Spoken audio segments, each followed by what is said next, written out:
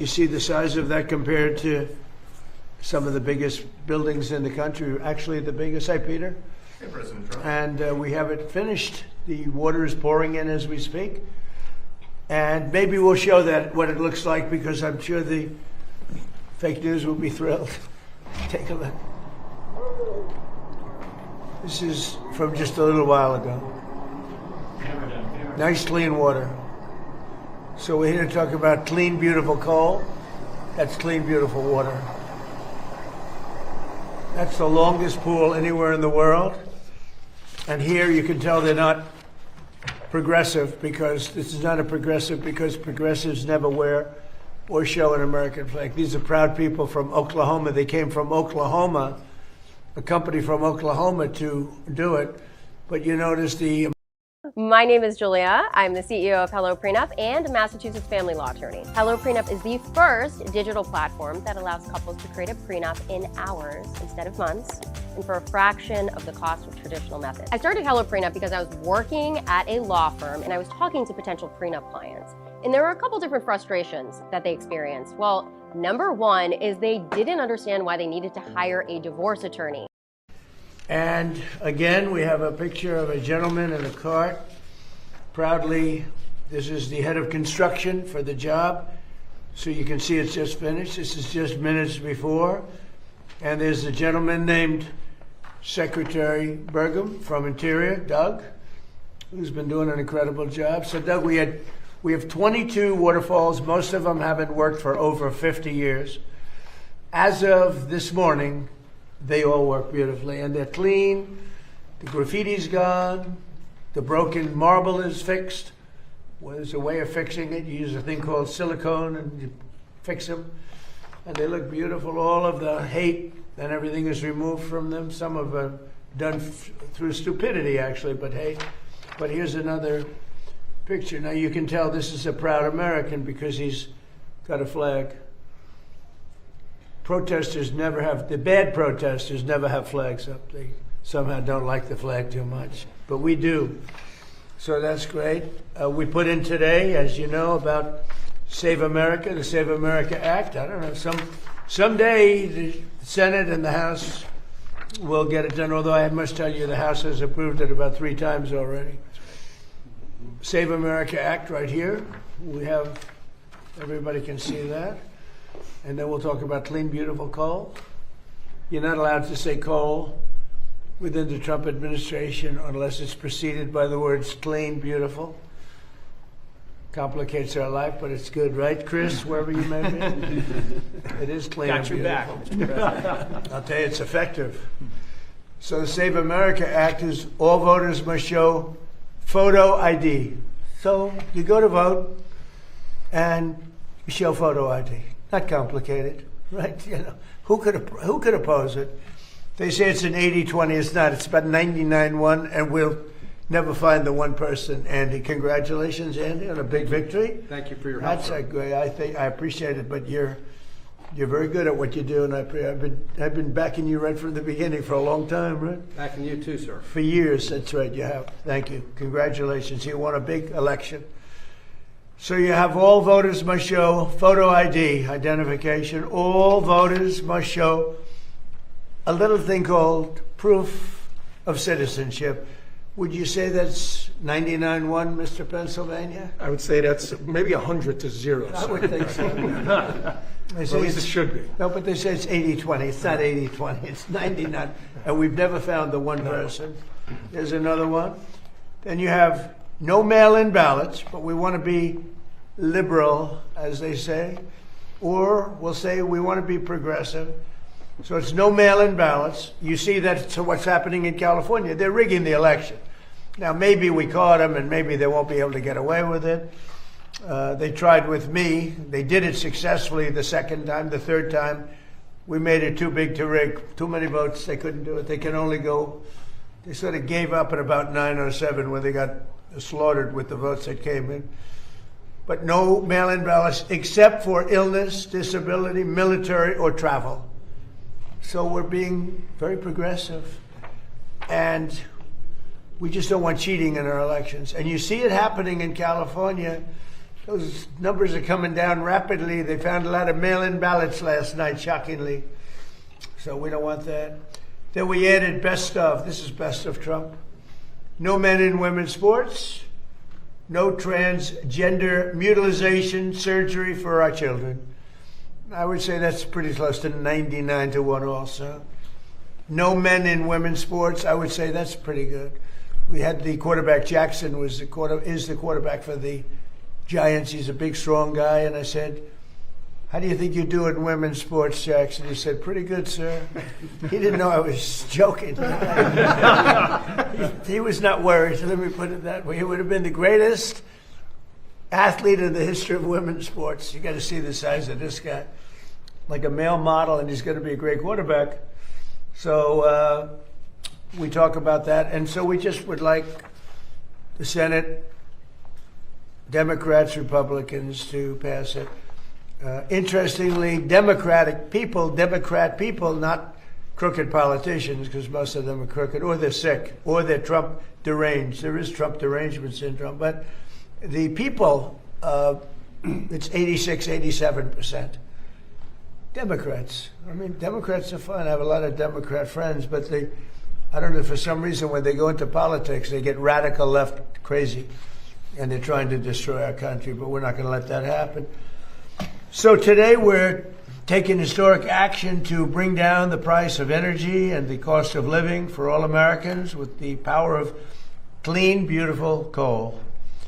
If you look at China, if you look at so many of the successful countries, they're using coal. If you look at some of the real great failures countries, they're using wind. Just keeps blowing, and puts you right out of business. Very expensive, most expensive energy there is. So wind is not working very well, but they keep it going because people get subsidies by countries that are stupid. Doug, I would say we haven't been long on wind. Do you agree with that? He understands numbers very well. You know, Doug was very, very successful. Believe it or not, I used to think it was in energy, but he was successful in technology, and he sold his company to, I think, Microsoft, right? And for a lot of money, and he ran for politics. He ran for office, went to North Dakota, won immediately, won governor, who was very successful for 8 years. And I watched him during one of the performances of some very talented people. And I said, we're going to get him to work for us. And then I said I was going to put him in charge of energy. And he said, sir, there's a better man than me for that one. Not in all ways you feel that, but in one way. In energy, you do. And that was Chris, right? Yeah. Where's Chris? Right here. Right behind you. Well, he's a hard one to find. And Chris has done a fantastic job, and he's one of the reasons we're here today.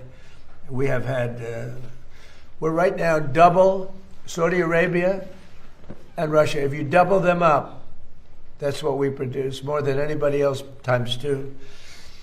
So think of that. As a result of the $700 million investment that I'm announcing today, we will protect 14 coal plants and 42 coal mines. It's a tremendous number. And build 2 new coal plants and 1 massive new export terminal, because we're exporting coal. Coal's a great business, really a big business, and it's real power. It's in terms of power, there's really nothing like it. You have so many different alternatives. They talk about some, but there's no real alternative. China, by the way, last year built 52 coal plants. They built about two windmills. You know, the only time they build a windmill is when they're trying to sell them to stupid people from the United States, the suckers. And by the way, and all over Europe, they sell the windmills, but they don't use them. I wonder why. They use coal plants and other things. These actions will support over 14,000 jobs and save the American people $50 billion in electricity costs. We're pleased to be joined by Secretary of the Interior, Doug Burgum. He has been great. I don't want to give him a big swollen ego, because then all of a sudden he'll leave me and I'll be stuck with Interior. I don't want to be stuck. But he's really done a great job. Secretary of Energy, Chris Wright, who's fantastic. And maybe our MVP. What do you think, Doug? It's close. Yes, right here. What do you think? MVP? Lee Zeldin. And the job he's done is great. We had the auto industry in yesterday. They don't want people to fix their car. I said, that's strange. I'd never heard of that. They have a thing nobody's allowed to fix their car. They gave a man 7 years in jail, actually, because he fixed his own car. So I thought we'd do something about that. But we'll get it all straightened away. Can you believe it? They want a bill that prohibits people from fixing. So if you're mechanically inclined, I went to school with some guys that were, in some cases, horrible students, but they could fix an engine blindfolded. They could take a car apart blindfolded, but they weren't too good at arithmetic and other things, but they were great. And so there's a move on to stop people from fixing their car. I didn't understand it, but we had a great meeting yesterday with the head of General Motors and Roger Penske, head of Ford. We had a great meeting, I think. Thanks as well to a friend of mine also for a long time, West Virginia Governor Patrick Morris. I won by 45 points, Patrick. It's not enough. I love those people. And Wyoming, I think maybe even slightly more than West Virginia. Right? Just a little more. We did pretty I like this group of people. But Wyoming Governor Mark Gordon, respected guy, great governor, both of them really amazing. And Representatives Dan Muser, Riley Moore, Derek Van Orden, Juan Ciscomani, and Andy Barr. So you have a lot of representatives here that are fantastic. Today we're officially invoking the Defense Production Act to save 13 coal plants in West Virginia, Kentucky, North Carolina, Indiana, Tennessee, Arizona, Arkansas, Oklahoma, North Dakota, and Wisconsin. These were incredible plants, so productive, really producing a lot of the electricity, right? The electricity, and it's really the best at that. When they find something better, Chris, I think we'll be all set for it, right? But there are long ways from finding something better. Coal's critical. And so when you look at that, those states, West Virginia, Kentucky, North Carolina, Indiana, Tennessee, Arizona, Arkansas, Oklahoma, North Dakota, Wisconsin, what do they all have in common? Trump won them. Wisconsin, but you're I won every one of them by a lot, right? Yeah. I'm not even Pennsylvania, mentioning too. Pennsylvania, which we won also, right? Yes. But we won them all. We won all 50. We had an honest count, if you want to know the truth.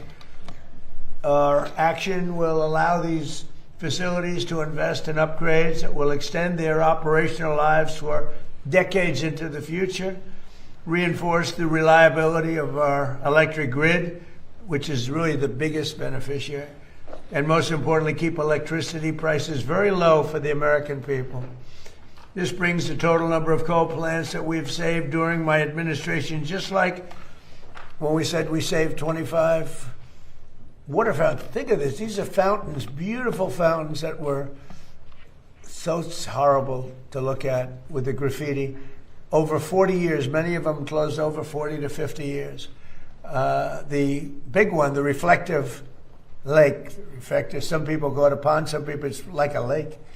But the reflective lake was built in 1922. It never really worked from the beginning, from 1922. That's a long ways. So it's over 100 years old. And it never really worked because they had the wrong base. It was always leaking. They didn't have what we have today. So it's pretty amazing what's happened. And, I hate to say it won't leak, but it won't leak because we use a material that doesn't allow leaks. It's like a swimming pool doesn't leak. You use the right. This is called swimming pool on steroids. So it's great stuff. And today's actions, we're also supporting coal mines and coal miners in Wyoming and Pennsylvania, Kentucky, West Virginia, Ohio, Indiana, Illinois, North Dakota, and New Mexico. And they're all going back to work. It's interesting with the mines, that famous scene of Hillary when we went to West Virginia. Yeah.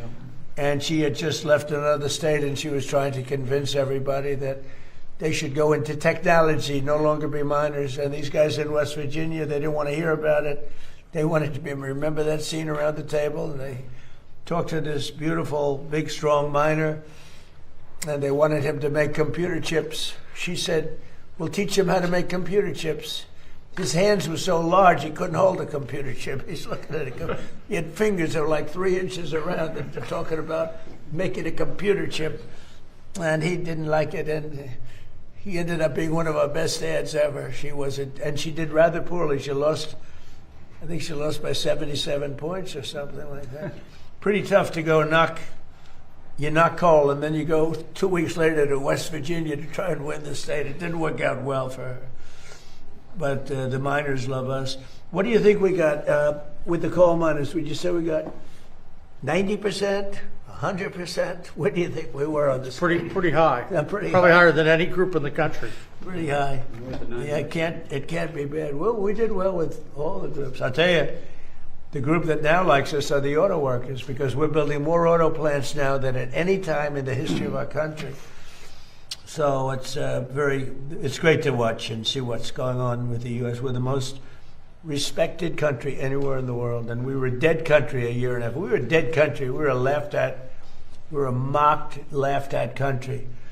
Starting this summer, the West Gateway project will break ground, and by summer 2028, over 12 million tons of clean, beautiful coal per year will be shipped to countries all around the world. And this project's been delayed over 10 years, and Biden ended it, and then Barack Hussein Obama. Have you heard of him? Barack Hussein Obama, another one. He's another beauty. But that delay is now over, and it's going to be very productive. It's going to fuel our electric plants in particular. It's going to be amazing. Finally, we're taking nearly $200 million in that to set aside for the Green New Scam, and it was set aside for the Green New Scam, but the Green New Scam is history, and repurposing that money so that we restart a coal plant in Maryland and help build 2 brand new coal plants in Alaska and West Virginia. And these are all built with new technology. It's very clean. It's amazing how that's come along. It's all very clean. And the first new coal plants to open in our country since 2013. You couldn't open, you couldn't even think. They were only closing them. They were closing them, and you had brownouts all over the place. But you don't have that anymore, do you notice? Under 4 years of Sleepy Joe Biden and the radical left Democrats in Congress, not a single permit was approved for a new coal mining project. But in over 1 year of our administration, we've already approved 76 permits for clean, beautiful coal. Last year, we prevented 17 gigawatts of coal-powered electricity from going offline, and that's enough power for about 13 million homes. Think of that, 13 million homes at a very low price. It's the lowest price. So now I'd like to ask Secretary Burgum to say a few words, followed by Secretary Wright, Administrator Lee Zeldin, and then Governor Mark Gordon, and whoever else wants to say a few words, including my new friend, my new governor friend. So, Doug, go ahead. Well, thank you, President Trump. With these announcements today and everything that your administration has accomplished so far since you've taken office, this administration has done more to save, protect, and expand coal in our country than any administration perhaps ever. Clean, beautiful coal. Clean, beautiful coal, absolutely, and none. I'm only kidding. That's okay. When you took office, the first thing you did was declare an energy emergency. Some people questioned that, but the prior administration under Biden had gone so far down the path of pursuing the highly subsidized, intermittent, weather-dependent sources of electricity. बहुत अच्छे सही है ना? Hey engineer साहब, long time. यहाँ कैसे? आप inverter fan? सिर्फ रॉयल इन्वर्टर फैन 30 वॉट्स आई टर्बो लेना। इसमें है हाई क्वालिटी पीसीबी, 5 साल की वारंटी के साथ 6000 वोल्ट तक का झटका भी बर्दाश्त करेगा। ओ यार, इंजीनियर तो नहीं, लेकिन स्मार्ट तो हम भी हैं।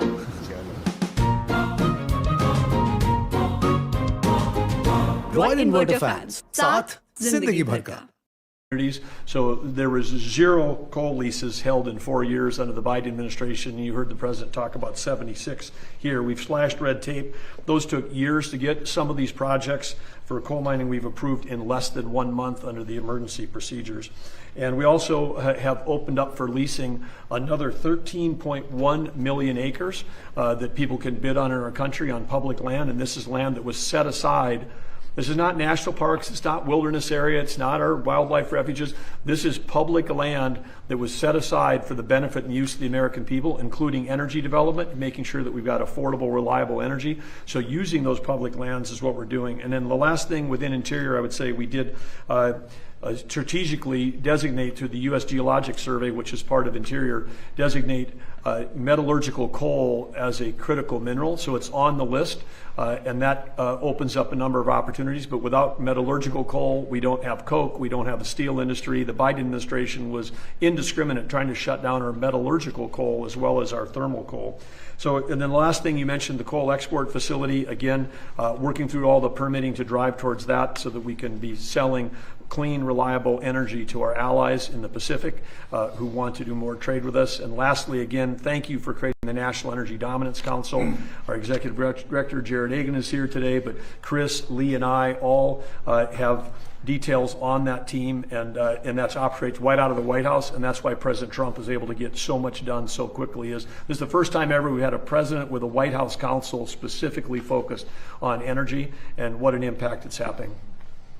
Well, and thank you. Perhaps slightly less importantly, but I think very important, the National Garden of American Heroes is going to be unbelievable. And I'd like to know how you're doing on that, and how are you doing on the Great Triumphal Arch. So every city, just about every major city, has a triumphal arch. This is an arch that's a real bow, a beautiful bow to your military and military victories. Nobody's had more military victories, including recently, than we have.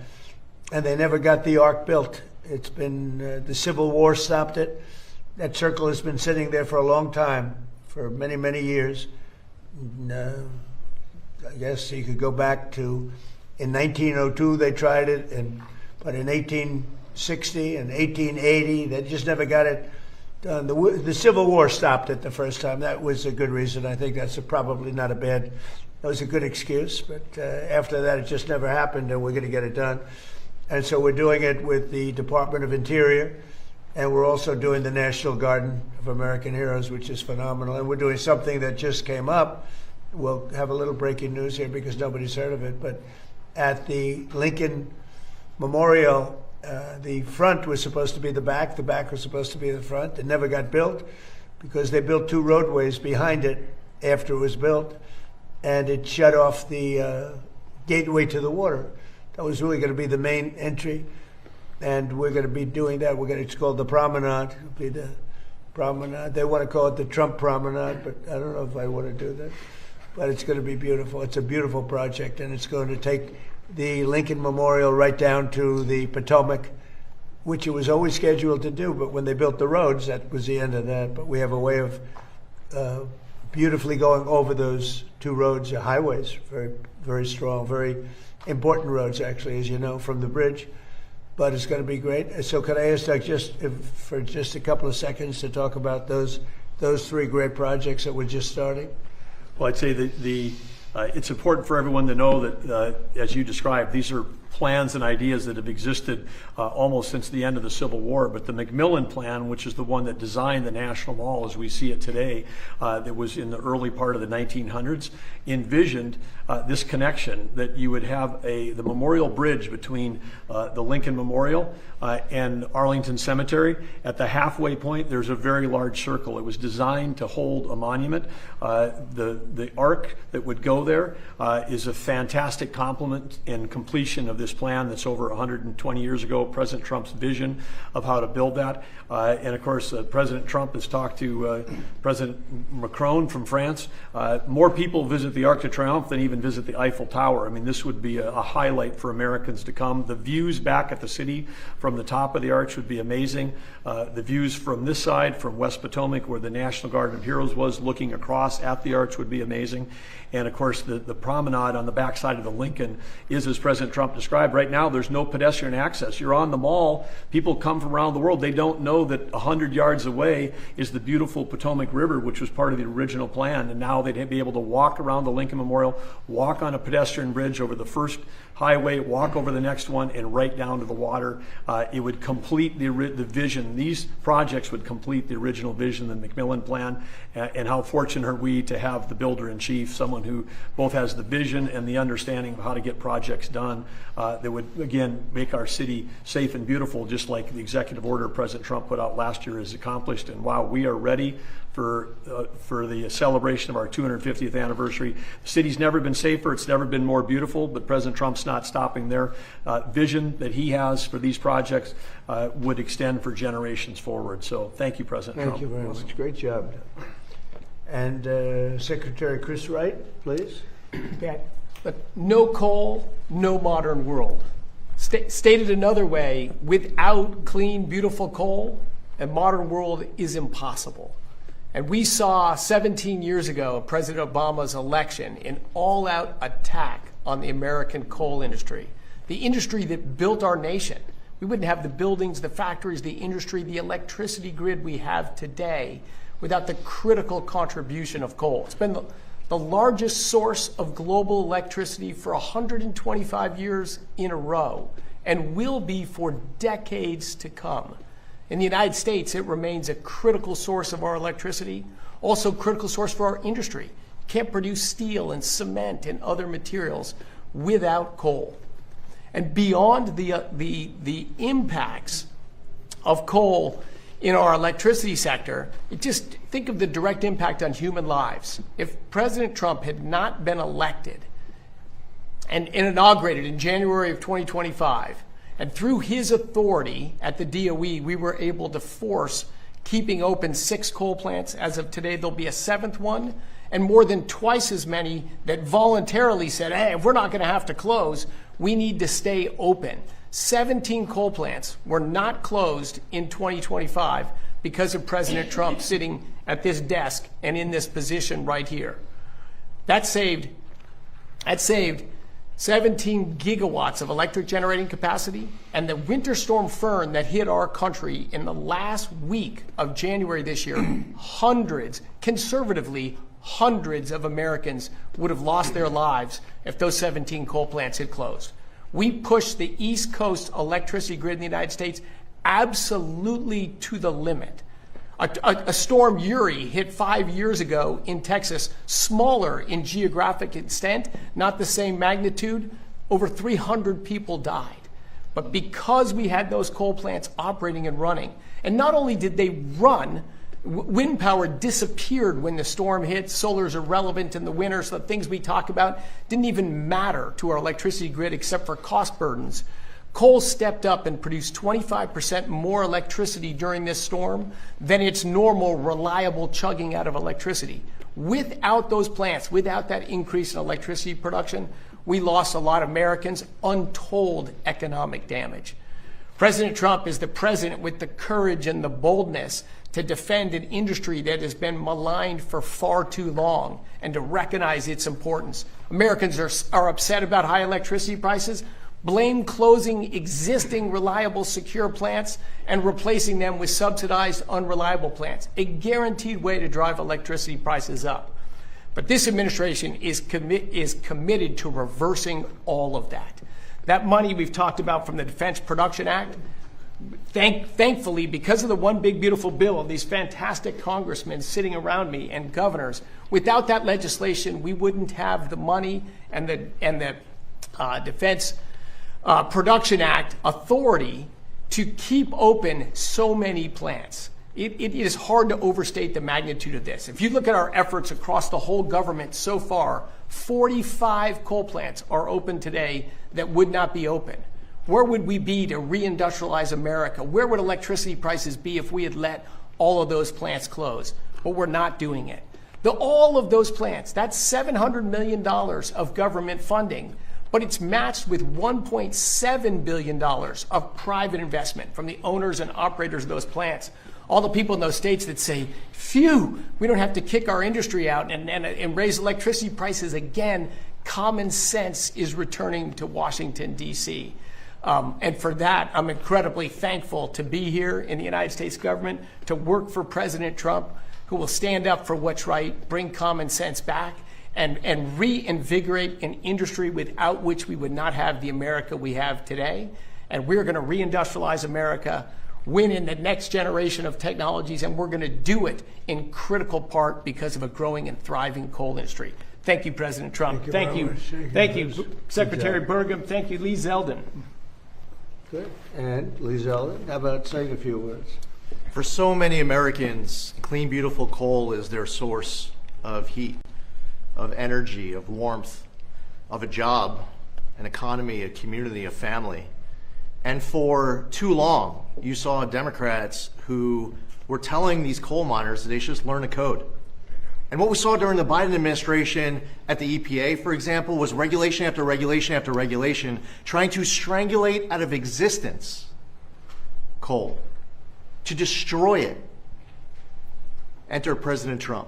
Declares a national energy emergency, creates a National Energy Dominance Council, and he told us at the EPA at Trump's speed to be getting rid of these regulations as quickly as possible on behalf of those Americans who want to just stay warm, who want to live the American dream, who want to have affordable access to energy. The Democrats were running for power to sit at this desk and to leverage that power to destroy these communities. Enter President Trump. He has saved clean, beautiful coal, and it's been an honor to be part of it. Thank you, Lee. Great job, too. Wyoming Governor Mark Gordon. Thank you. Mr. President, it's an honor to be here. Thank you to the secretaries who have breathed life into an economy in Wyoming that has been there for a long time. Wyoming produces the cleanest, most beautiful coal, low sulfur coal. You don't mind if I push them, right? And it's fun because we have a chance to educate our kids. Now, let me just talk a little bit about the other side of this. When a kid grows up in Wyoming, their education's paid for in large part by the coal severance taxes, by the royalties that come from mining that coal that was shut down by the Democrats. When they have a chance to get a job, they can go look to the coal mine. And it's not just digging coal the way we used to, it's high-tech jobs. You know, at this point, we don't mine coal the way we used to at all. It is very, very technologically proficient. And what's more important, it's environmentally sound. I would invite you to come and look at the reclamation that's happened in the Powder River Basin, and we can demonstrate that it's environmentally sound, that actually wildlife populations thrive and do better. Today, Mr. President, I really want to talk to you a little bit about our recent trip to Japan and to Taiwan. Both countries that were going to forswear coal. And now they realize that they need that reliable, dispatchable, secure source of energy. But they can't get it as clean as they can from the Powder River Basin. So to be able to open that Oakland port is absolutely essential for the lifeblood of our state and for our coal mines. It is something that we tried to do in your first administration, and we almost got there. We actually were prepared to go through that, I guess, belt that we have on the West Coast with California, Oregon, and Washington, and finally enforce the Commerce Clause to allow states like New Mexico, Wyoming, Utah to have access to that Asian market. And let me just tell you one last thing about that. It's not just about clean, beautiful coal. We have companies like Peabody that are now saying, we believe we can get rare earth minerals and critical minerals from what we're doing. So we are advancing technology, advancing the opportunities and the security of the state, all because of your vision, sir. Thank you. Thank you very much. Thank you, Mark, very much. Would you like to say something on behalf of West Virginia? I would like to love say, that place. Mr. President, all West Virginians are so deeply grateful to you for your focus on protecting their energy jobs. The coal miners know the incredible importance of why we're here today, and to talk about the potential for new coal-fired power plants, that excites them. And I think West Virginians are really inspired because we're America's energy state. When you think about what's happening on the global scene, where that fight, that international fight with China for information technology supremacy, we believe that your policies are going to allow America to compete and win, and West Virginia is going to supply the coal, the gas, the nuclear to help make that happen. So I'm very excited by everything you're doing, even some of the relatively small things when you come in and you sign agreements with your administration, putting hundreds of people back to work. It's all making a big difference for West Virginia. So thank you, Mr. President. Like, as an example, the Gulf of Mexico into the Gulf of America. It bothered me for many years. We have 92% of the frontage, and we made that little change. And Mexico was thrilled. They were thrilled about it. But that was a good one, right? You were telling me before that was a good one. It's about the United States now for a little while, if it's okay. Would you have any questions, please? Yes, President Trump, this was just crossing as we were heading in here. President Zelensky wrote a letter to President Putin. He wants the two of them to meet to hash out the end of the war in Ukraine because he thinks you are too busy with the war in Iran. Is he right? Well, I don't know. I'm glad that they're maybe talking about meeting. I think we had a lot to do with it. I know exactly what you're doing. But I think it would be great if they met. They should get it done. Mr. President, there's been a lot of talk lately about the Treasury putting your face on a $250 bill. Have you seen a mock-up of the Trump $250 bill? And if that winds up being currency, would you ever be able to tip anyone anything but that? Well, I think I'd probably leave it for everybody. I have actually seen something just about 2 days ago. I know it's been pushed by a lot of our supporters, and I'm honored that they're doing it, but we'll see how that all works out. But I have heard about it, and there is a group of people, they really like the job we're doing, so that's a great honor. Yeah, please. President, you announced just a few days ago that you're naming Bill Pulte as the acting director of national intelligence. There's been a little bit of a pushback from some Senate Republicans. Why do you think, Mr. President, he's the best person for the job? Well, he's very smart. He's a person who's got high integrity. He's done a phenomenal job at Fannie Mae, Freddie Mac. You probably have $1 trillion in value there. When he took over, it was much less. And I guess I'm responsible for that, too, because everybody wanted me to sell it in my first term for 10% of what it's worth right now. If I would have sold it, we would have lost $900 billion. We would have lost, think of it, it's probably worth $1 trillion.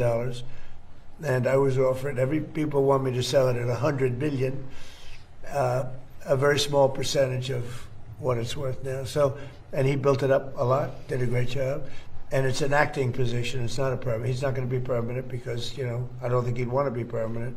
But he's a very smart guy, and he may find out some things about the rigged elections, et cetera, et cetera. I think he'd like to do it. I think he wants to do it very much, got a lot of energy.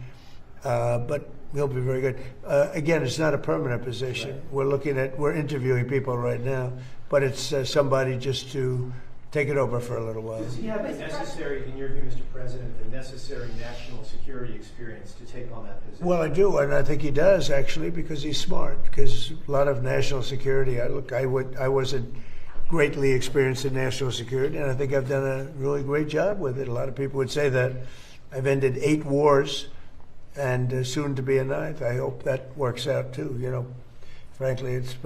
Probably, and there's another one also. It could be 10. No president, I don't think a president's ended 1 war having to do with outside of this country. So, we've done a good job. I would say that Bill is a guy that will be able to figure it out very quickly. Again, it's short term, but he may be very effective for a short period of time. Mr. President, so will there be a proportional share share increase of electricity production as a percentage of our nation's electricity output. And my follow-up is, I took that historic trip with Secretary Wright of the small modular nuclear reactor on the West Coast early this year. Are we making more progress? Because I know how critical gas and coal is for the secure grid. Well, the answer is we are, but Chris, you want to answer that? Yes, I mean, our electricity grid essentially runs on gas, coal, and nuclear. Those are the three key sources of the American electricity grid. We're in favor of seeing all three of them grow. You will see all three of them grow during this administration. And in fact, later today, before the sun goes down, you'll see a big announcement in the nuclear space related to the trip you came on. Thank you. Okay. Thank you. Mr. President, President Putin said today that he was willing to make compromises that you requested to end the war with Ukraine if Ukraine was willing to make similar compromises. Yeah. What were the When that happens, it's going to happen. They're going to both make compromises. I suggested those compromises. And, you know, we've had a lot to do with it. We'd love to see their two very good people. They're two very, incredible countries, beautiful countries. They've got to stop. Last month. चल मेरे लाल तेरी drink भी हलाल मिल बैठने का इसमें खुला है कमाल down the memory lane चलता ही जा तू healthy समाना है सर सबको बता तू इसको कर ले या फिर खून चढ़ा ले एक घूंट पी के औरों को चखा I've been very strong on the fact that they've got to get that over with. So, but they do. I want them each to make certain compromises. I think they're going to do that. Yeah, Daniel? Mr. President, thank you. You, through your actions, have saved and supported more than 100 coal plants in your second term. When you hear something like that and you try to create an environment where they're not just surviving, they're thriving, what does that do to the reliability of our energy grid, but to the economies as well of states like Pennsylvania, West Virginia, Wyoming? How does it bolster those economies? Well, we were destroying our grid because we were relying on wind and other things that don't have the power, they don't have the strength, they're very expensive. Wind is the most expensive form of energy. It sounds good, wind, beautiful wind, but it's very intermittent. But those windmills cost a fortune. They break, they kill the birds, they're bad for the environment. Nobody wants to be near them. The houses, I don't know how they got popular. They're not popular with the people. They're popular with investors because they get subsidy. But we pretty much cut that subsidy out, I think, Doug, right? Absolutely. In the working families tax cut bill, it all expires, and since the subsidies have gone away, there's virtually no one, particularly offshore, no one is trying to build one of those projects in America. Turns out they weren't trying to generate electricity, they were just trying to generate tax credits. That's right. You're supposed to be making money with energy. And here, wind, it needs subsidy. Energy shouldn't need subsidy. We have so many different forms of energy, but I've talked about it for years. Wind is the most expensive. It's the worst. It causes tremendous problems, and it does. It kills millions and millions of birds a year. Nobody mentions that. You'd think if that were anything else, everybody would be sued. If you kill a bald eagle, they put you in jail for like 4 years or something, and yet windmills knock them out of the air all the time. Nothing happens. It's disgraceful. So we're into energy that really works and works powerfully. Yes, go ahead. And we're waiting outside to come into the Oval Office. Everyone's looking at the UFC structure, the claw. Are you happy with how that's coming along, and what are your expectations? We put it up in 5 days. It's incredible. And I told yesterday the story of the Eiffel Tower, and it was 1889. It was put up. It was going to be brought down right after the World's Fair ended, which was up for a short while. And they said, well, let's leave it a little bit longer. Then they said, let's leave it a little longer. It never came down. That was 1889, the World's Fair in Paris. So I jokingly said, let me tell you a story about the Eiffel Tower. Now, it'll come down after the fight. There were actually some people who said, he wants to leave it up. Yes, please. Mr. President, about the Columbus statue, Columbus Fountain at Union Station, it looks amazing. Thank you. And what does that mean for the relations between Italy and the United States? Well, it means Italian people love Trump. Because, that was controversial. People want to rip it down. You see how beautiful it is. And we didn't only not rip it down, but Doug and his group and all of us together, we beautified it. It's I didn't know that marble was going to be so beautiful once we cleaned it up. You wouldn't believe it when you saw that thing was loaded for 50 years with filth, and graffiti and everything else. It's amazing. It's amazing how good. They did a really great job. On the Strait of Hormuz, Mr. President, do you still want European allies' help? We're discussing energy today. And well, we don't need the help. What kind of help would you want? Do you have a We're the most powerful military in the world. We gave them a chance to help, but they chose not to. NATO. We went to the NATO countries. We went to others too, in all fairness to NATO. And I wouldn't say I gave them a hard sell, but I said, hey, if you'd like to help, it'll be wonderful. And they all turned us down. And, it's going to be an expensive proposition for them because they shouldn't have done that. They should have helped. We don't need it. We have our own. We have much more than we need in terms of oil and energy generally. But European countries and other countries, they need it tremendous. Some of the European countries need it really big. And they should have said, we'd love to help. But if you could choose, Mr. President, if you could choose, what would you ask them to do, sir? If you wanted Well, I would have asked them. I mean, there's not much. Look, I would have asked them. I mean, there's not much. Look, we won. There's no Navy. There's no Air Force. We've wiped them out. We've wiped out their leadership and almost all of it. We've wiped out all their military leaders. They're down on the third. Now, maybe they're very good. I don't know. I can't tell you that. But certainly the first ones didn't do very good because they weren't. They were literally, after 3 days, almost the entire military was wiped out. They had to get new generals. And then after that, they had to get more new generals. And we knocked out their anti-aircraft, their Air Force, just about everything you can knock out. So, and then you'd read in the fake news that they're doing really well in the war. I mean, it's unbelievable. We knocked out everything there is to knock out, and you'd pick up the fake news and they'd say how well they've done. They're doing brilliantly. They have no Air Force. They had we knew that, 159 ships. Andy, out of 159 ships, all 159 lie beautifully at the bottom of the ocean. We actually took pictures of them down there. And then you read the fake news, they say, well, their Navy is really great. You know what they have now? Little runabouts with a machine gun on the front. The ships don't even really deal with them. They're like a gnat, they get off. That's all they have. It's crazy. This country needs a fair press. And one thing I think that's done is expose how corrupt our media is. And I really do, while we're here, I hope the media looks at this election that's taking place in California where they think it'll take 7 or 8 days to count the votes. Can you believe this? I mean, they spend all that money on the machines, the big voting machines. They think it's going to be 7 or 8 days before we know who won the election. But the numbers are looking strange because without any vote counting, the numbers dropped very precipitously for 2 Republicans that are doing well, that had been doing well. And I hope you're all watching it because I'm watching it very closely. Mr. President, are you worried that China is funding an anti-data center movement here in the No, US? I'm not worried about it. We had a great meeting with China. And, they do things to us and we do things to them. I say it all the time. They say, oh, are you worried about China tapping your phones? I said, well, they're worried about the same thing. No, we're very highly sophisticated. We've become very highly sophisticated. We had 4 years. I rebuilt the military. We had a military that was not good, and we rebuilt it. And I didn't know I'd use it quite as much, but we used it. Ukraine has been given a tremendous amount of without our military and our equipment, Ukraine wouldn't be alive to fight today. Just in terms of the question. We gave them hundreds of billions of dollars worth of equipment and the best equipment. We make the best equipment anywhere in the world.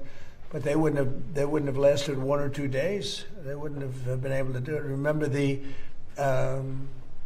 anti-tank missiles? Remember that, right? When the tanks got stuck in the mud, and then they went around and boom, boom, boom, boom, and those were given by yours truly. They said Obama gave sheets and Trump gave the anti-tank as one of the most devastating weapons. But you check that out. But we have the greatest military. We have the greatest military equipment anybody's ever seen before. Look at Venezuela. We went in there. It was over after about 48 minutes. And, you know, they have a strong military, different kind of a military, but a lot of soldiers. And you look at Iran, well, we essentially wiped out their military. Now, there's some missiles left, but very few compared to what they had. And speaking of our military and Iran, I wanted to ask you about this report that you would only restart the conflict with Iran if they killed U.S. troops. Is that your red line for ending the ceasefire? If they killed? U.S. troops. What does that mean? That you would restart the war with Iran if they killed U.S. troops. Well, it would be a good reason. I'll be honest with you. If they kill U.S. troops, I think I would do that very quickly. Yeah, that's a very interesting question. Iran, you responded to the vote in the House yesterday on the War Powers Resolution. Also, we've seen Hezbollah reject the U.S. brokered peace in Lebanon. You said that negotiations are in final stages, but Iran's saying they're stalled. They didn't reject me. They didn't reject that. They're looking. I think Hezbollah, I will tell you, they called us and they said, how about stopping? And I think you're going to see things happen over there. That's been like a little bit of a different world, but it's interconnected with Iran. And it would be really nice if Lebanon could have some peace. Lebanon's been under attack for so many years and always like an underdog. And it would be really nice if it could end. And I spoke to Bibi Netanyahu about that. And I speak to them about it. And I actually spoke to Hezbollah about it. And I think progress is made. That's been going on for a long time. You know, when you look at that for years and years, 48 years, I say, well, let's get this settled. How long has it been going on? 48 years. I said, that's a long time. Not that easy, but go ahead. As we get closer to the midterms, are you starting to factor in domestic reaction to this in your handling of this? Or are you I just do what's right. Indefinitely? No, I mean, look, it was like Venezuela. It was very unpopular. Then we won.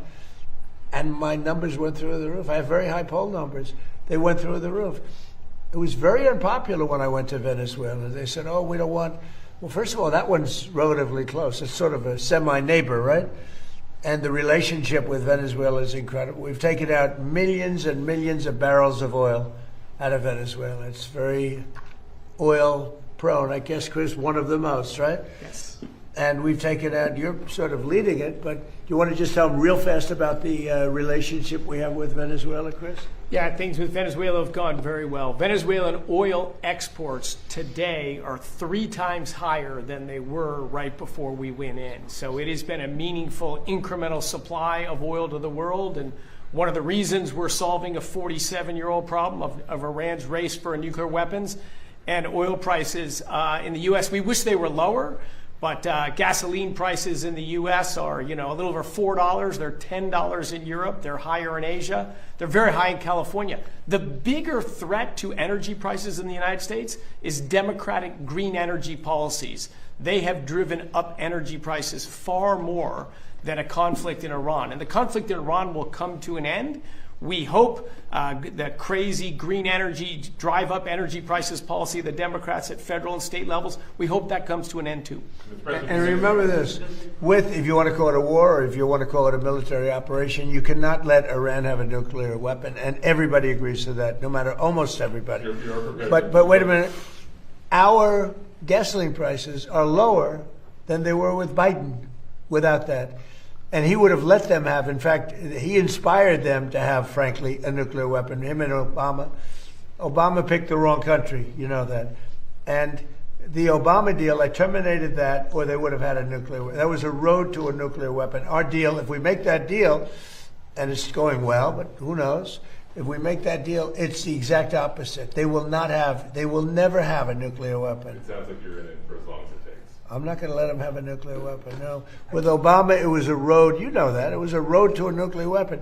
That was a short-term agreement, and at the end of which they would have a nuclear weapon. So they would have had it 4 years ago. Then we attacked with this beautiful plane right here, the B-2 bomber. We attacked 10 months ago, we attacked their nuclear sites, and they were obliterated. It turned out that, you know, CNN was wrong. They said, well, maybe they weren't hit that hard. They were hit so hard, nobody knows if you can even get it out.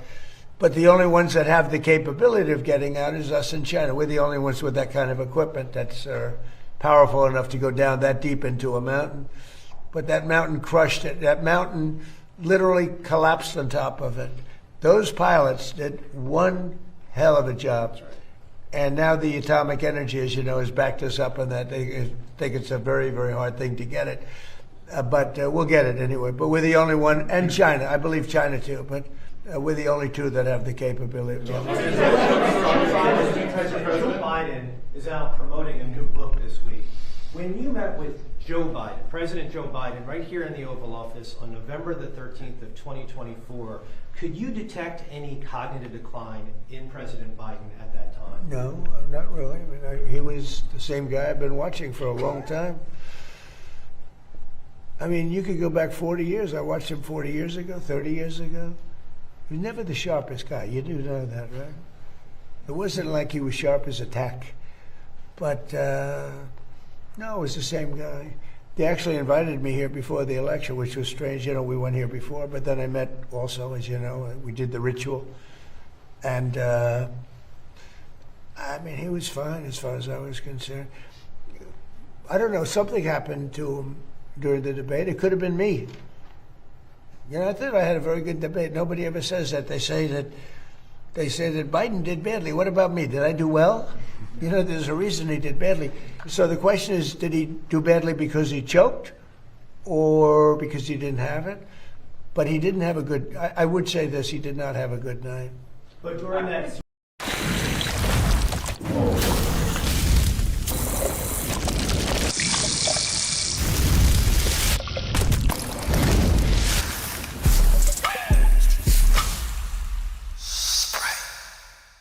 Low. And as we talked, we got along really well, and I thought he was fine. When I say fine, I mean, was he like talking to Doug Burgum? Was he like talking to Chris? Was he like talking to any of these monsters up here, all these tremendous politicians and environmental geniuses? Was he like talking to Andy Barr? No. He was fine. I have a question about Hunter Biden. He's on social media now, and he has suggested, maybe joking, I don't know, that he could run for president in 2028. How would he do, Hunter Biden, in a 2028 Democratic primary? Well, you would think that, you know, past has something to do with winning an election, and I would say his past is not the greatest. Where's Hunter? Remember my Where's Hunter? It became the #1 shirt anywhere in the world for about 3 weeks. I'm not going to say bad. I'm sure, you know, hey, if the guy from Maine can do well, I guess Hunter could do well too, because the guy from Maine is a basket case. And I would say worse than him is the one from Texas. That looks like Alfred E. Newman. I would say that if he can do well, maybe Hunter can do well. I'm not sure. It'll be pretty close as far as I'm concerned. And I've got a question about the nuclear dust. So the bombers go in, they entomb a lot of this enriched uranium. Yeah. At this point, do you need a deal with Iran to go get it? Or have you thought about just a covert, daring, send in the SEALs, send in the Rangers? But I didn't want to be Jimmy Carter, you know. I didn't feel like being Jimmy Carter. So that's off the table. We did. Well, we thought about it right at the very beginning, before we did what we did, before we destroyed their entire military. We thought about it, and I didn't want to be in a position where you had, you know, to get there. It's not like Venezuela. Like you go in, you're there for a matter of minutes, and you're out, and everybody's waving goodbye as you take off, and you brought the cargo back. This is different. You'd have to be there for 2 weeks. You'd need massive equipment. You'd have to airlift the equipment in. You know, you're in a war zone. And there was a time at the very beginning when we thought about doing that, because they would have not been watching, but they would have found out. I mean, during a period of a week to 2 weeks, you know, you would have had a major construction operation, because that plane, and more importantly, those people that operate those planes, including the mechanics, you know, that flew for 37 hours round trip. Think of that. And the tankers that refilled them 4 times, and what an operation it was. Amazing. And but we would have been, Peter, we would have been there for a period of from a week to 2 weeks. We would have gotten it. But I said, I don't like the idea of that. All of a sudden they, you know, pinpoint, they still had missiles left. That means they would pinpoint you and just keep lobbing them in until one gets through, and people would have gotten killed. So I didn't like it. We could get it right now. I don't think they could stop us if we wanted, but There's no reason to. It's entombed. You use a good word. It's entombed. We also have cameras on it through Space Force. We have very powerful cameras. Every door, there's a door, you know where the doors go? They go to bad places. But every single place on those mountains, there's basically three, because we also hit it with tomahawks after. After that we hit it with tomahawk.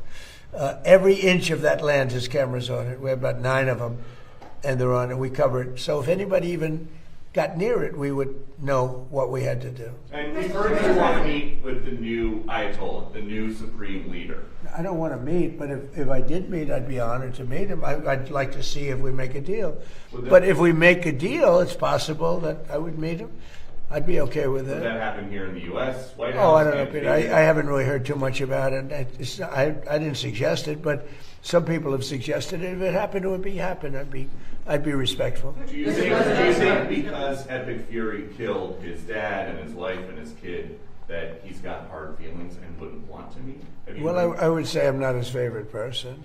But with that being said, he's probably I don't know. He's probably a professional. In some circles, he has a very good reputation, actually. Sometimes some people say bad, but a lot of people say bad about me. It's totally false, of course. Mr. President. On jobs, tomorrow the jobs report will be released. While the unemployment rate has been steady at 4.3%, the black unemployment rate has been 7.3%. When you ran for president, you courted black voters and talked about what you described as black jobs. How do you describe why this disparity is happening? What can you do to close it? Well, we're doing very well with the black jobs, African American jobs. I saw some numbers that we're doing really well. But where we're really going to do well is when all these plants are open. We're building many car plants. We're bringing cars back from Germany. We're bringing, we lost the car industry years ago. 54% of the industry went to Germany, Japan, Canada, Mexico. It's all coming back. It's amazing. And where your black worker is really going to do well is when those factories open. So I think they're going to be great. We've been doing very well. It's been a big focus for me. Yeah, please. Yeah, thank you, Mr. President. On today's announcement, how do you ensure the estimated cost savings are passed on to the consumers and not held by the company? And then on Iran, what specific progress has been made today in talks with them, and where are the sticking points still? So we're really lowering costs. When I came into this job, we had the highest inflation in the history of our country. 48 years, they say, but I think the history of our country, whether it's 48 years or more. But we had tremendous inflation with Biden, during the Biden. They had one of the highest ever. And I inherited that. The costs were very, very high. And at my first news conference, Peter and others were screaming at me about eggs. Remember, Peter? Eggs. What about eggs? Maybe it wasn't you, but I wanted to inject Peter into it. But he was screaming to me about eggs. And I said, what? Tell me about eggs. This is 2 days in. They said eggs had quadrupled. I said, well, they didn't quadruple under me. And they didn't want me to order eggs for the Easter egg hunt that was going to take place in a few months, right? And I said, nope, we're not going to. They wanted me to order plastic eggs. And I said, nope. And we got eggs down to lower than what it was long prior to when I took over. And eggs today are about 15% lower. What we had is a bunch of con artists, the Democrats. And what they did is they left.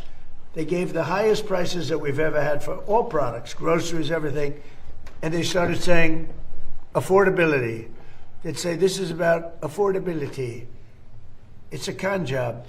I inherited their high prices. We brought those prices way down. And and if you go back 3 months ago, if you go back before the war started, think of it, 3 months. So with Vietnam, we were there for 19 years. With Iraq, it was about 9 years. With another one, it was about 12 years. And with another one, we had all these wars that lasted for 9, 10, 12, 19 years for Vietnam. Think of it. And they said, you're in there for 3 months. This is a terrible thing. Hundreds of thousands of soldiers have been killed in these other wars. We lost not one soldier in Venezuela. We didn't lose one soldier. And we lost a total of 13, which is 13 too many. But when you look at hundreds of thousands of soldiers were killed in these various wars, They lasted many, many years. We're in there for a few months, and what we've done is amazing. They won't have a nuclear weapon. And we did, it was tough because we just got, Doug and everybody came in to see me, we just got the best numbers. Well, today, again, the New York Stock Exchange and every other exchange just hit a new all-time high. That's 73 days out of my short term. We've hit brand new highs. Every 401k is setting records. A 401k, a lot of people have. You probably all have 401ks. Look at your 401k. You're happy about your 401k? You know, the nice reporters are smiling at me, and the stupid reporters are like that. But their 401ks are setting records. They should be happy. They shouldn't be angry. They should be very happy.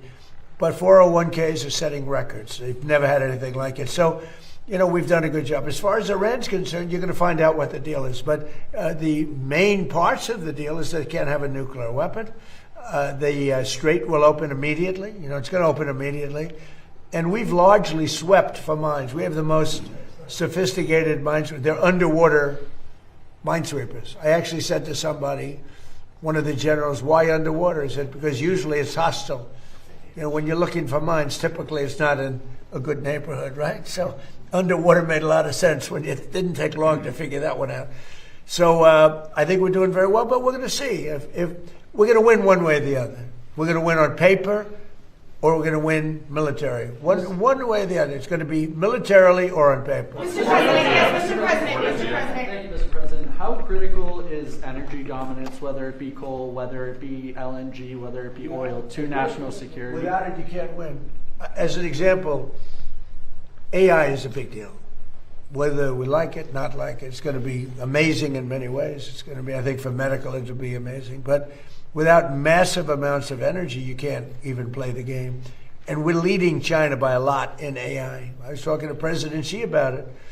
But if we didn't do, Lee Zeldin's done so great because, number one, fast approvals from professionals. You know, you'd have the best firms in the world submitting papers to them.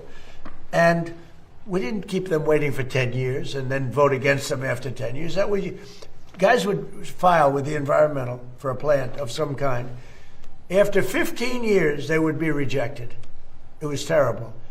Now we have great professionals there, and we only accept plans from great professionals, but we give them fast turnaround. And it's been really amazing. I think the biggest thing we've done, Lee, is we let these geniuses with all this money build their own electric plant. We don't take it from our grid. We let them build their own plant. They become a utility. So they're building a plant, and at the same time, they're building electricity. Because if we didn't do that, you couldn't have anything. You couldn't have, and we're letting that happen too with car plants and other plants. If they want to build their own electric, but with the AI, you know, you hear so much about it. But one of the biggest things, they build their own, and then excess energy that they create will go back into the grid. Yeah, please. Mr. President, on Cuba, Mr. President. Just let him have one. Mr. President, Secretary Rubio was in Delhi last week. He delivered a letter from you to Prime Minister Modi. And sir, you also addressed people of India through your favorite ambassador, Sergio Gore. That's right. Yeah.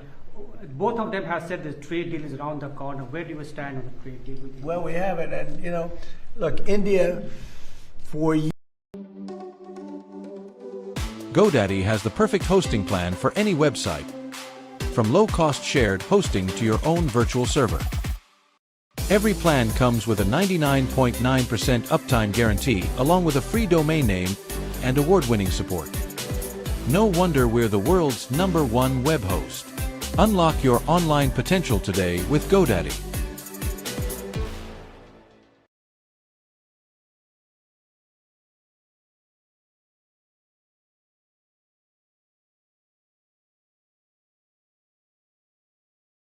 Tariff.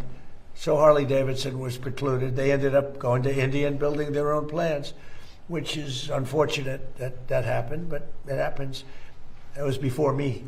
But they charged tremendous amounts of tariffs to our company, and we didn't charge them anything. You know, they sold motorbikes here too. You know what we charged them? Nothing. And now it's the exact reverse. And we're making a lot of money with India. But we'll get to a deal, because I like your Prime Minister a lot. He's a good friend of mine. Get along great, and we're going to make a deal. We have a very good relationship. Mr. President, speaking of deals, Mr. President, On Cuba, are your sanctions on Cuba meant to accelerate its collapse? No, it's just, we just want them to be a nicely run country that can feed its people. Look, it's a failed nation.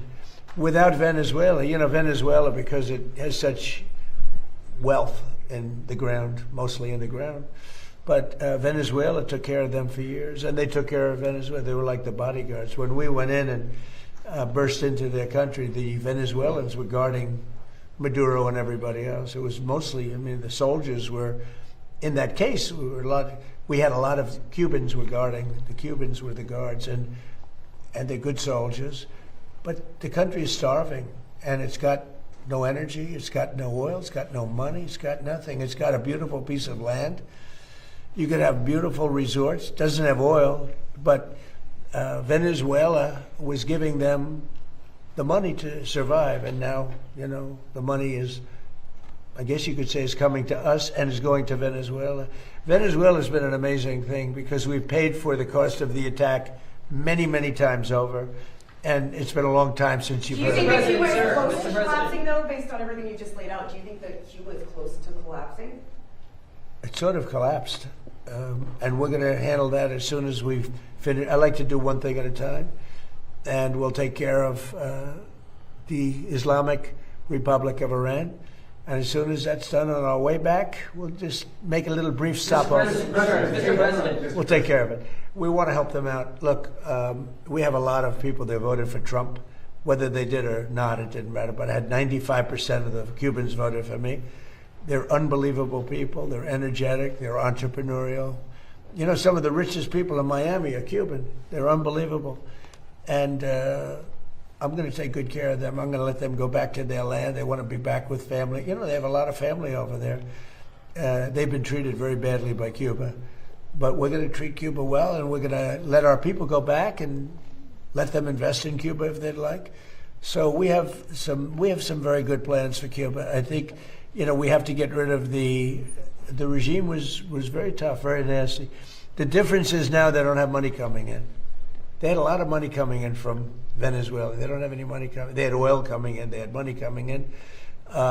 But we're going to take care of Cuba. Mr. President, sir. Mr. President. And they, you know what? They want us to.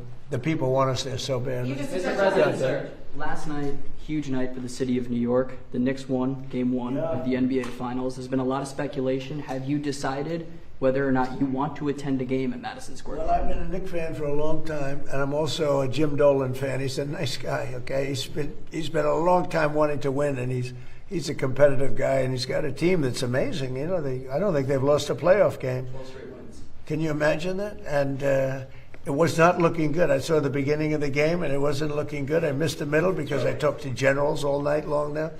But I watched that end of the game, and they were dominant. Really amazing. And Wemby's a great player. He's going to be a great player, and he is already a great player. I say, how do you guard this guy? 7'5", and he's got a great shot, right? But they find a way to do it. They're really great. They're a great team. And I'm happy for Jim because Jim has really been fighting hard to, produce such a team. So you never know. The answer is yes. He's invited me. I'm going. Which I'll game be have there. you decided, sir? Say it. Game 3, Game 4. Are you excited? It could be Monday. Yeah, Monday. Mr. President, speaking in New York.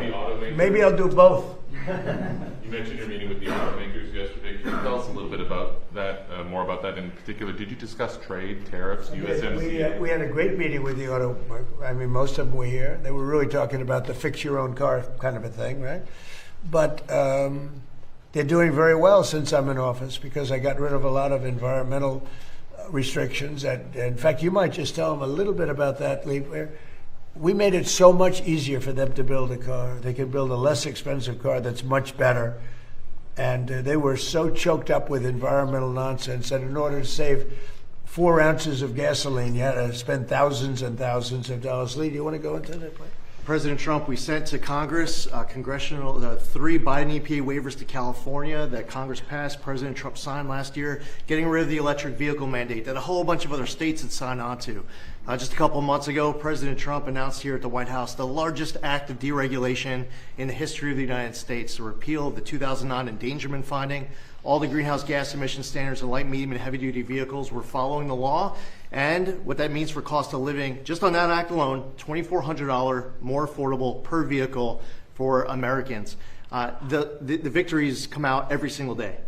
President Trump gave us very clear guidance. He wanted us to act at Trump speed to get this done as fast as possible. And what you see now all across America is billions upon billions of investments all across this country with new factories being built. They believe in America. They're investing in America with the American jobs to come up with it. And by the way, consumer choice, we got rid of that climate participation trophy for that annoying start-stop feature in cars to make your car die at every stop sign and red light. So yeah, the gifts, the receipts, the wins, they keep coming, and we're just getting started. Do they ask you for any tariff changes on auto? No, they didn't do that. Look, they're making so much money now because I did something else that I don't know. Does it because we have no tax on tips and no tax on Social Security, no tax on overtime, right? So that's really been big. That's turned out to be much bigger than anyone knew. If you look at the people, they're saving from $5,000 to $7,000, $8,000 even on average because of that. So it's been good. But I did something else that nobody talks about. If you buy a car and you borrow money, you're allowed to deduct the interest for income tax purposes.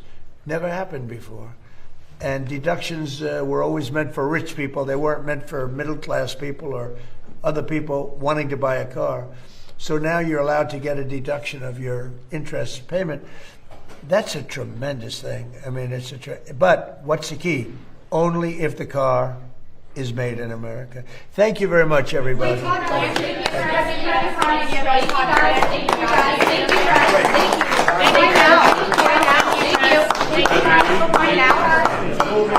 It's moving very well. Todd is very popular.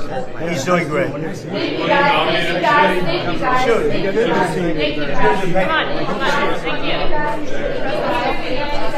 Thank you.